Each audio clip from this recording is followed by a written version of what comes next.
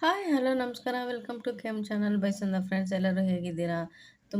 ನಾನು ತುಂಬ ಚೆನ್ನಾಗಿದ್ದೀನಿ ಫ್ರೆಂಡ್ಸ್. ನೀವು ಚೆನ್ನಾಗಿದ್ದೀರಾ ಅಂತ ಅಂದ್ಕೊಳ್ತಾ ಇದ್ದೀನಿ.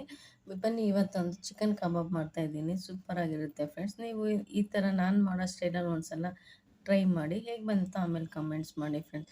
ಮತ್ತು ವಿಡಿಯೋನ ಕೊನೆ ತನಕ ನೋಡಿ, ಎಲ್ಲೂ ಸ್ಕಿಪ್ ಮಾಡಬೇಡಿ. ಬನ್ನಿ ಇವಾಗ ಏನೇನು ಐಟಮ್ ಬೇಕು ಚಿಕನ್ ಕಬಾಬ್ ಮಾಡೋದಕ್ಕೆ ಅಂತ ನೋಡೋಣ.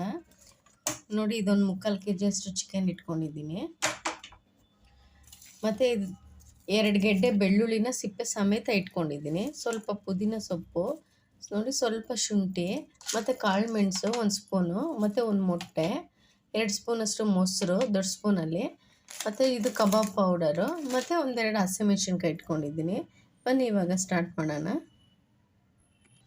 ನೋಡಿ, ಒಂದು ಮಿಕ್ಸಿ ಜಾರ್ ತೊಗೊಂಡಿದ್ದೀನಿ. ಅದಕ್ಕೆ ಶುಂಠಿನ ಕಟ್ ಮಾಡಿ ಹಾಕ್ಕೊಳ್ತಾ ಇದ್ದೀನಿ. ಅದೇ ನೋಡಿ 6 ಹಸಿಮೆಣ್ಸಿನ್ಕಾಯಿ ಖಾರಕ್ಕೋಸ್ಕರ. ನಿಮ್ಮ ಖಾರಕ್ಕೆ ಎಷ್ಟು ಬೇಕೋ ಅಷ್ಟು ನೋಡಿ ಹಾಕ್ಕೊಳ್ಳಿ.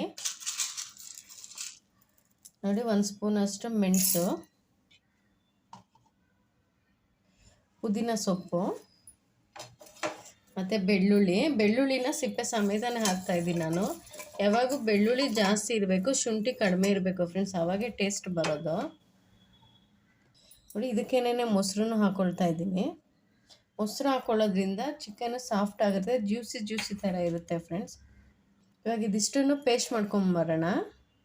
ನೋಡಿ, ಇವಾಗ ಪೇಸ್ಟ್ ಮಾಡ್ಕೊಂಡಿದ್ದಾಗಿದೆ. ಇವಾಗ ಒಂದು ಬೌಲ್ ತೊಗೊಂಡಿದ್ದೀನಿ ಪ್ಲಾಸ್ಟಿಕ್ದು, ನೀವು ಯಾವ್ದು ಬೇಕಾದ್ರೂ ತೊಗೊಳ್ಳಿ. ಅದಕ್ಕೆ ನೋಡಿ ರುಬ್ಬಿರೋ ಪೇಸ್ಟ್ ಹಾಕ್ಕೊಳ್ತಾ ಇದ್ದೀನಿ.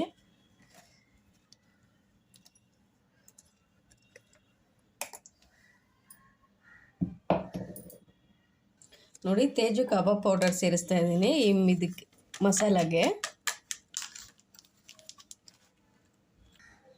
ಇನ್ನೊಂದು ಪ್ಯಾಕೆಟ್, 2 ಪ್ಯಾಕೆಟ್ ಸೇರಿಸ್ತಾ ಇದ್ದೀನಿ. ಮತ್ತು 1 ಮೊಟ್ಟೆ ಹಾಕ್ಕೊಳ್ತಾ ಇದ್ದೀನಿ. ನೋಡಿ 1 ಸ್ಪೂನ್ ಚಿಕ್ಕ ಸ್ಪೂನಲ್ಲಿ ಉಪ್ಪು ಹಾಕ್ಕೊಳ್ತಾ ಇದ್ದೀನಿ. ಮಸಾಲದಲ್ಲೂ ಸ್ವಲ್ಪ ಉಪ್ಪಿರುತ್ತೆ, ಪೌಡರ್ನಲ್ಲಿ ಸ್ವಲ್ಪ ಹಾಕ್ಕೊಂಡಿದ್ದೀನಿ ನಾನು. ಇವಾಗ ಇದನ್ನು ಕೈಯಲ್ಲಿ ಚೆನ್ನಾಗಿ ಕಲಸೋಣ. ಸ್ಪೂನಲ್ಲಿ ಕಲಸೋದಕ್ಕಿಂತ ಫ್ರೆಂಡ್ಸ್ ಕೈಯಲ್ಲಿ ಕಲಸಿದ್ರೆ ಚೆನ್ನಾಗಿರುತ್ತೆ.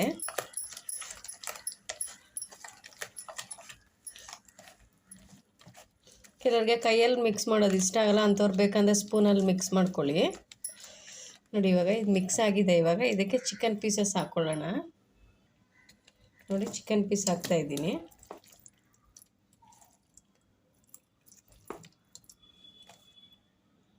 ಇವಾಗ ಚಿಕನ್ ಪೀಸ್ ಹಾಕಿದ್ಮೇಲೆ ಅಷ್ಟೇ ಚೆನ್ನಾಗಿ ಸ್ವಲ್ಪ ಕೈಯಲ್ಲಿ ಮಿಕ್ಸ್ ಮಾಡ್ಕೊಬೇಕು, ಮಸಾಲೆ ಎಲ್ಲ ಚೆನ್ನಾಗಿ ಹಿಡಿಯುತ್ತೆ. ಇದೆಲ್ಲ ಮಿಕ್ಸ್ ಆದಮೇಲೆ ಒಂದು ಅರ್ಧ ಗಂಟೆ ಫ್ರಿಜ್ಜಲ್ಲಿ ಇಟ್ಕೊಳ್ಳೋಣ ಫ್ರೆಂಡ್ಸ್. ನಿಮಗೆ ಟೈಮ್ ಇತ್ತು ಅಂದರೆ ಇನ್ನೂ 1 ಅವರ್ 2 ಅವರ್ ಆ ಥರ ಇಟ್ಟು ಮಾಡಿದ್ರೆ ಇನ್ನೂ ಚೆನ್ನಾಗಿ ಮಸಾಲೆ ಎಲ್ಲ ಹಿಡ್ದಿರುತ್ತೆ, ಉಪ್ಪು ಖಾರ ಎಲ್ಲನೂ ಚೆನ್ನಾಗಿ ಬರುತ್ತೆ.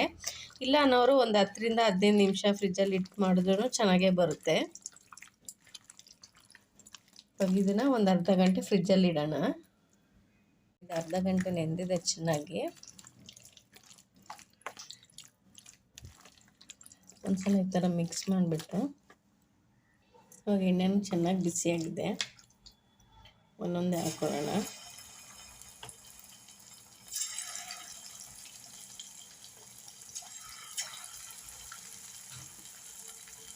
ಇದನ್ನ 2 ಕಡೆ ಚೆನ್ನಾಗಿ ಬೇಯಿಸ್ಕೊಳ್ಳೋಣ.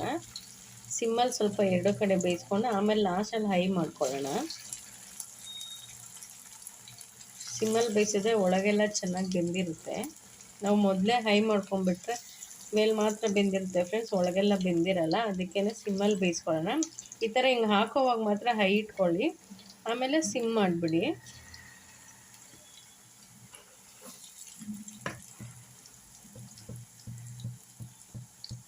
ನೋಡಿ, ಇವಾಗ ಎಲ್ಲ ಹಾಕಿದ್ದಾಗಿದೆ. ಇವಾಗ ಸಿಮ್ಮಲ್ಲಿ ಇಡ್ತಾ ಇದ್ದೀನಿ. ನನಗೆ ಒಂದು ಕಡೆ ಆಗಿದೆ, ಇನ್ನೊಂದು ಕಡೆ ತಿರುಗಿಸೋಣ.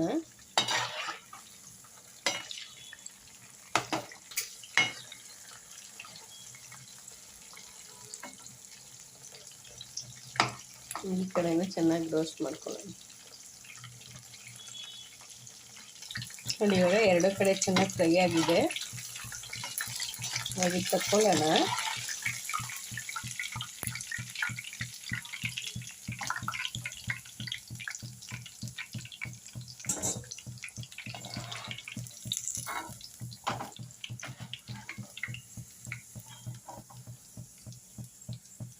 ನೋಡಿ ಫ್ರೆಂಡ್ಸ್, ಸೂಪರಾಗಿರೋಂಥ ಕಬಾಬ್ ರೆಡಿಯಾಗಿದೆ. ನಾನು ಈ ಥರ ಟಿಶ್ಯೂ ಪೇಪರ್ ಮೇಲೆ ಹಾಕ್ಕೊಂಡಿದ್ದೀನಿ.